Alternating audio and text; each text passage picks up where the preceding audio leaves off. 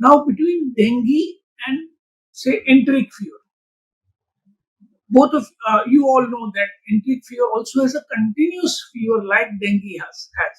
But we know that enteric fever has low grade fever at onset and a step ladder pattern.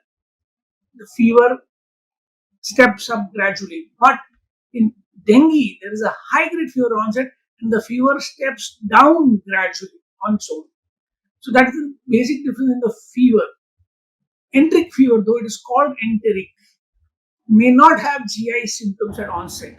So all these three illnesses malaria, dengue, and enteric fever, may not have localizing symptoms at onset. When I say localizing symptoms, I talk about, say, dysuria in UTI, or diarrhea in gastroenteritis, or cough in respiratory tract infection.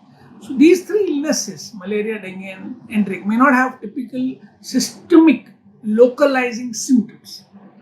In enteric, you may get some bloating at the onset, some constipation at the onset, some nausea at the onset, but generally GI symptoms in the first 2-3 days are absent, and hence enteric is difficult to diagnose at the onset of the illness.